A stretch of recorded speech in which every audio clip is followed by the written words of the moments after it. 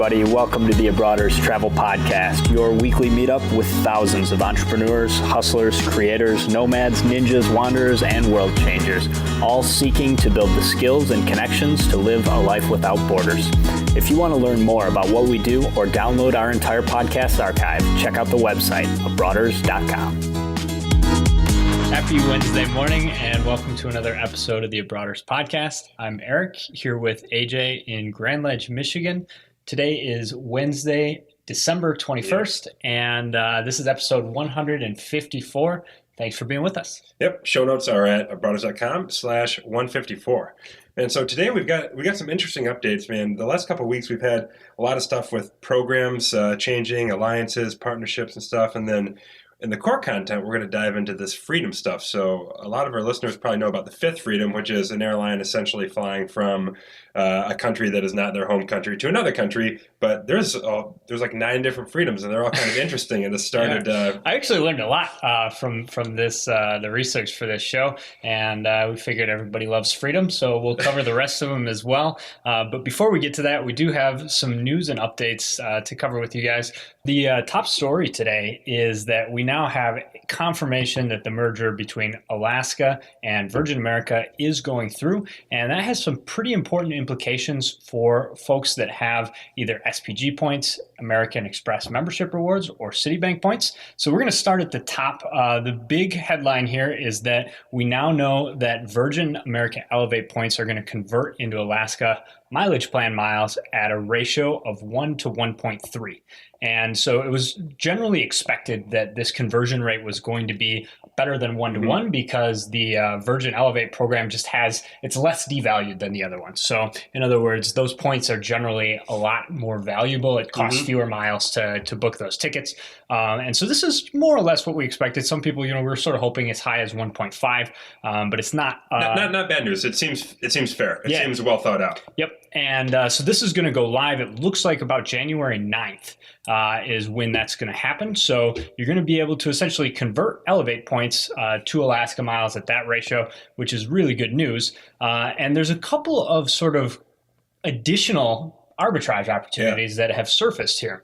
So the first one is that Starwood Preferred Guests is the only transferable currency that currently transfers 1 to 1 to Virgin America Elevate, which is a big deal because that means now you can take 20,000 Starwood Preferred Guest points and get 32,500 Alaska miles. And so that's a pretty you transfer nice to Virgin, you get your transfer bonus on your 20K, and then you go 1.3 of that. So it's a way to steal a few extra points. Yep, a way to really convert. And also, Alaska has a really nice award chart. They've got a lot of diverse partners, and so there's just good opportunities all around. This is a pretty nice opportunity if you have some SPG.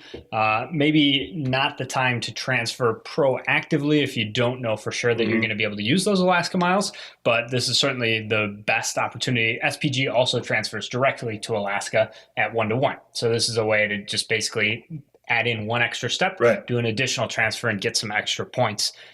This also brings up a couple of interesting opportunities because of Citi and American Express. Yeah, so as far as Virgin goes, starting January 22nd, they're no longer going to be a transfer partner of Citi.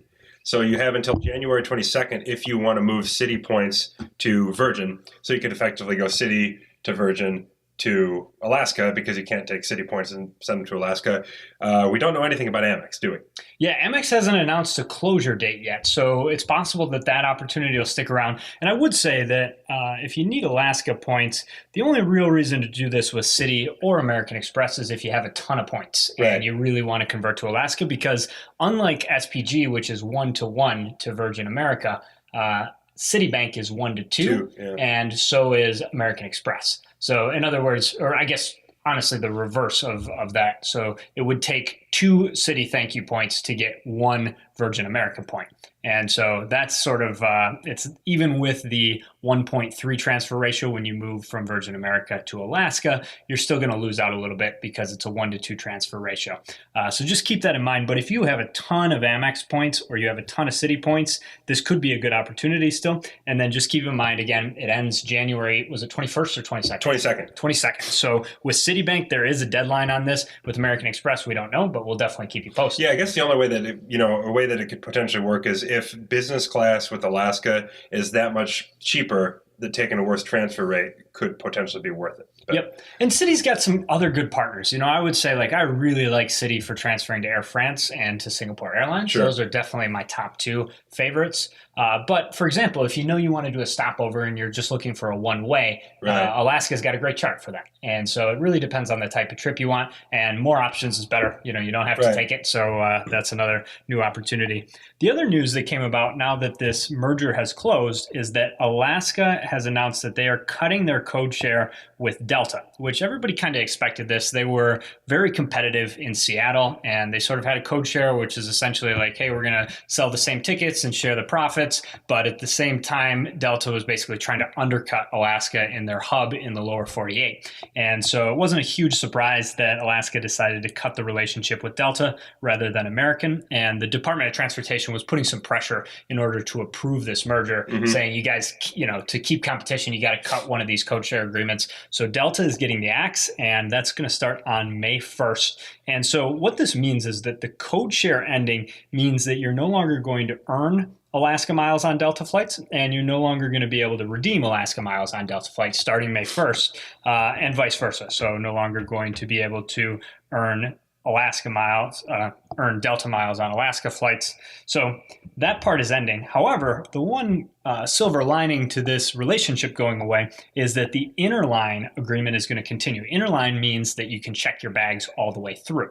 So if you're like AJ and I and you fly out of Detroit a lot and you're headed out to the West Coast, let's say you take a flight on Delta and then you're going to connect on an Alaska flight, the good news is that the interline agreement that makes it possible to check your bags at your origin and not have to worry about picking them up and rechecking them with the other airline, that's going to still be in place. So that's really good news. And as far as we know, that's going to continue for the foreseeable future. Next piece of program news is with Air Canada, and there's an article at 1 Mile at a Time. They're doing a booking for one of their premium booking clients, one of their paid bookings, and they came across something that really none of us had a great idea about before, and that was with the availability, with Aeroplan having much more availability for their members than for non-members, for their partners. So this is something we've seen before. You just brought up Singapore as one example that does this. So if you see availability on Aeroplan, that doesn't necessarily mean that it's going to be available for their Star Alliance partners. So if you find a flight on Aeroplan, it's possible that that's not available to book on United if you have United miles. So I guess what this really means is that Aeroplan is not the most reliable availability search tool for Star Alliance award space because you... Well, just for Air Canada award space. Right. Because you're not going to see a discrepancy. Let's say you're looking for Lufthansa flights to Europe or whatever. United should still show the same availability as Air Canada's website for a flight on Lufthansa. The difference here is, like you said, it's the same thing as Singapore, where Chris Flyer saves a bunch of seats on their own flights, on Singapore-operated flights for their own members. Air Canada is doing the same thing. And it seems like this is sort of a new thing where they've just increased the number of extra seats, so now it's a little more obvious that there's a discrepancy. Yeah. One thing that we did not mention at the top of the show is a new credit card offer. And this is really good news, especially for those people out there that don't spend a whole lot of money. This is like the good old days of travel hacking. So what we've got is the Aviator Red Card is back. This is originally a Barclay card with U.S. Airways, and then they converted it with the merger between U.S. Airways and American. So what we've got is the Aviator Red Card is back. Sign-up bonus of 40,000 American Airlines miles after your first purchase. So we can get back to, you can go buy 50-cent thing at Tic Tacs or whatever the going rate is for Tic Tacs these days, and you get your bonus. There is a $95 annual fee, but all day long we're buying 40,000 AA miles for $95. There's some other information that you may want to look into as far as you get this card, but I mean the general idea is 40,000 points, first purchase. As far as eligibility goes, if you currently have the Aviator Red, I don't think you're going to be eligible, but for people out there, this card is perfect for the people that just don't spend that much money and want to get into the game. Yeah, the interesting thing, it remains to be uncovered whether if you had the U.S. Airways card and converted, whether this product's going to be available. It looks like not. It looks like you're not going to be able to get the sign up, but I kind of feel like the jury's still out potentially on that. We'll learn. They can say that thing. Yeah, we'll find out. So that's a possibility, but probably just for new signups. And the other thing just to be aware of with benefits of this card, one of my favorite things about the card in general, if you don't already have the Citi Platinum Select card, which is another really good product, this card also offers a 10% rebate on miles redeemed up to 100,000 miles per calendar year. The one thing to be aware of is if you do have the Citi version, you can't combine them. You don't get up to 200,000 miles redeemed because you have both cards. Yeah, so not it's stackable. Either or, not stackable. But that means that you're getting a 10% refund on mileage redeemed, and they also have the special saver awards where you've got the reduced rate mileage awards between certain select cities. That's a little bit more of a hassle to kind of sort out which cities, but it's always worth checking the page to see if the city you want to fly to is one of those pairs, because it can be a savings of up to 7,500 miles domestically on an American Airlines flight. So if you get that card and you end up redeeming through AA, make sure you pay your taxes and fees with that card, and then it'll make you eligible for that 10% rebate on your award. Absolutely. Okay, one award availability update that I'm pretty excited about. This may not apply to everybody. We've talked about Expert Flyer quite a bit in the past, which is a paid service, but it does have a free trial for 5 days, which can be really effective if you've got an award search to do. You can sign up and get 5 days to do a lot of research. And they have just announced that they are now supporting alerts for Etihad, Virgin Atlantic, and Virgin Australia. So what that means is you can search for award availability, and if you don't find what you're looking for the day you search, you can set up an alert that'll email you as soon as they have more than the number of seats that you're looking for. So if you're traveling with 2 people, you can set an alert that anytime more than two or more seats appears on the dates that you're looking for, you're going to get an email and get a quick early jump on being able to book that availability. So that's a really big win just in terms of generally being able to save see a bunch things. of time and be faster as opposed to manually checking stuff. Just get the tap on the shoulder when you're ready to go. The next thing we've got in new routes and availability, we've got Singapore's got another Fifth Freedom route. They've had a lot of interesting Fifth Freedom routes, and this one here, they're going to be flying the new A350 from Manchester to Houston.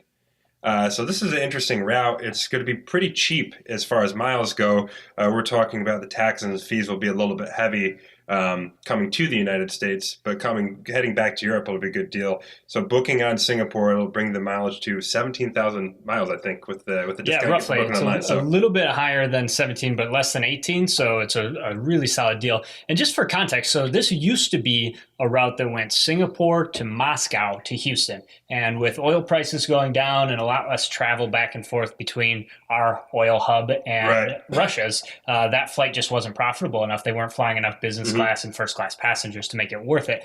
So there's kind of 2 things here. Number one, they switched the route. Now it's going to stop in Manchester, which for most people, like Russia's not a super common destination, whereas going to the UK, you can potentially avoid a huge hassle of London plus high taxes, get to a smaller airport, and still have access very close to the rest of Europe. But the other thing that I'm excited about is this is the A350, which is a big deal because it's brand new aircraft. They're just taking delivery now. So this is going to be a pretty cool opportunity in business and first class, and definitely worth checking this guy out. And one of the cheapest routes from the US to Europe. Yeah, exactly. Under 20,000 points in economy class, so that's not too bad. And in business, it's under 50, which is really competitive because typically the going rate between the U.S. and Europe is 50 to 70, 80 almost now in some of the programs. So, and definitely love Singapore. Keep in mind they are friends with all the transfer currencies, so you can get Singapore miles pretty easy. And just really simple. And the nice thing about transferring to Singapore Airlines is that, number one, it's way cheaper. So you don't want to use like United miles to book this flight on Singapore because United's going to charge you 70,000 points for US. So you're saving a ton of money by using KrisFlyer. And the availability should be better because KrisFlyer reserves a bunch of seats for their own people before they make it available to their Star Alliance partners. The second item here is also related to Singapore Airlines. And this is kind of interesting because it was just like a big switcheroo that they sort of set up. They've just announced a Fifth Freedom between Stockholm and Moscow, which, number one, this could be a good way to get from Europe to Asia. So even if you don't care about Moscow, that new connecting flight, you can now get to Stockholm, stop for a minute in Moscow, and continue on to Singapore. And so that's going to be a pretty cool route as well. And that one starts on May 30th, 2017. That's cool, man. We've got a couple more things here. One of these things is really interesting. I'll let you take the lead on this because you discovered this, but there's an interesting border resolution dispute with India and Bangladesh. Man, I couldn't believe this when I read what was going on. Yeah, so first of all, I don't know if this is news. I was looking through this like trivia fact book. I thought it would be kind of cool. I'm a big fan of Car Talk. I know you are as well on NPR. And I was looking at this and thinking to myself, wouldn't it be great if we could have some like interesting world travel trivia or some trivia about countries, just, help educate a little bit. I always find this stuff really cool. And so I started looking at this little book that I was considering buying to get some content for that. And I came across this article about the border dispute between India and Bangladesh, and that it is the only third order enclave in the world. And if you're 99.99% of people, you have no idea what that means. So consider for a second that in South Africa, there are two individual, totally independent countries that are landlocked within South Africa. So there's Swaziland and Lesotho. Yep. And you can't go from Swaziland to any other country because South Africa surrounds it. Right. So that's an enclave. And in this, and that's like a whole country enclave, right? Because the whole thing is there. But in this case, there's actually a place where there is an independent part of India that's inside Bangladesh, that's inside India, that's inside Bangladesh.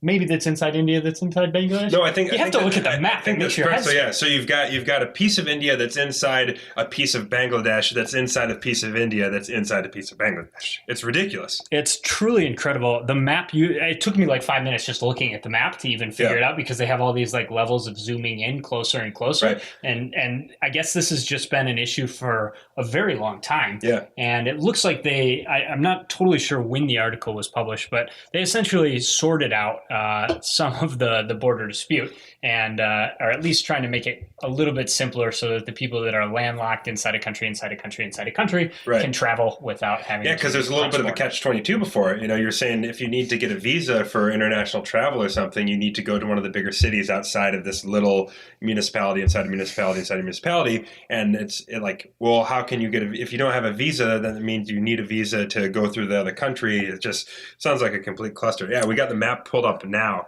So just really cool. You got to take a look at it. So we'll link to this Washington Post article that explains what's going on. And this was a little bit over a year ago that this published. So the border dispute resolution is not exactly current news, but thought it was pretty interesting. And always interesting to see how countries divide things up and how they deal with this kind of stuff. Yeah, it's really fascinating. Final thing before we get into all the different types of freedom is Spirit Airlines. You shot me a note the other day when one of the Spirit Airlines, executives or something was on NPR, and he was talking about the business. And there's some really surprising stuff here. The one thing that stood out to me as far as Spirit goes is how profitable they are. Yep. You would imagine that them being a discount carrier, they'd be doing the volume and running razor thin margins, but they're highly profitable. Some other things that stand out that I know you got some notes on here is 40% of their revenue is from ancillary fees. So they're making a lot of their money not on the actual ticket. Yeah, so this was a that aired on Planet Money on NPR, and they interviewed Ben Beldanza, who's the Spirit CEO, and he is largely responsible for those damn checked bag fees, even at the legacy carriers, because once they saw how much money Spirit Airlines was making doing this, United and Delta and American all followed suit, at least with checked bags. Now, Spirit charges for water, Spirit charges for carry-on bags, so it is a totally different thing. Everything that's not bolted down is for a fee. However, it is giving people a lot of freedom to sort of choose. And the thing that I thought was interesting about this news piece in general is that this whole idea of, like it costs money for the airlines to carry bags because they got to hire people to load the bags. They got to pay for the conveyor belts and all this stuff. And their idea is, hey, we're just charging the people that actually want to use it. Right. Now, that's certainly not for everybody. But if you're interested in sort of where things are going, this is a really interesting piece. And they also talked about the impact of airline deregulation in the 1970s. And essentially prior to that, the prices were fixed. And it was like luxury. Like they had a piano bar on the Pan Am One of the pieces of notes you got here is in 1971, average transcon flight was $1,700 in today's money, fixed for inflation. So, I mean, that's a really expensive. And you're talking right now, you can often get it for less than 10% of that. Yeah, absolutely. And I mean, to me, it's like, they also mentioned that like 15% of Americans had ever set foot on an airplane in the 1970s. And so, if you think about how that compares to today, I'm sure that it's way, flip-flop almost. Maybe 85% of Americans have been on a plane and 15 haven't. Yep. Yeah. So pretty interesting. If you're interested on number one, why all those fees are starting to get charged and sort of that creep of those ancillary fees, is definitely a good listen and a pretty short piece, well researched. I thought it was pretty cool. Okay, so for today's core content, we're going to talk about freedom rights. And so the most common one is the fifth freedom, which, as we mentioned before, is when an airline flies between two countries that aren't where the home country of the airline. And so this is a little bit nerding out about aviation. So we're going to cover the other freedoms a little bit quickly, but I thought it was interesting. And also, there are some implications to this in terms of award tickets. So when you're researching routes and you're trying to figure out what the best way to get from point A to point B, sometimes these different freedom routes factor into what's available, which airlines are operating from the cities that you want to visit. And so hopefully this will be interesting and also useful in some senses for you to figure out how to find your next award ticket. Yeah, absolutely. Well, do you want to set the stage a little bit on the history of this stuff? Like, sure. I found this kind of interesting. And the thing I found interesting was the year this was done, because it doesn't make sense to me. So this whole freedom thing was designed in 1944 by the UN to manage essentially all of the flight volume. So across the world. So right now, the notes we got 100,000 daily flights around the world. Holy cow! I would have never even guessed anything close to that. So making things safe, efficient, secure. The thing that stuck out to me, though, is 1944. That seems like an odd year for us as far as a world to be solving problems. I would have guessed maybe 1945 after World War II.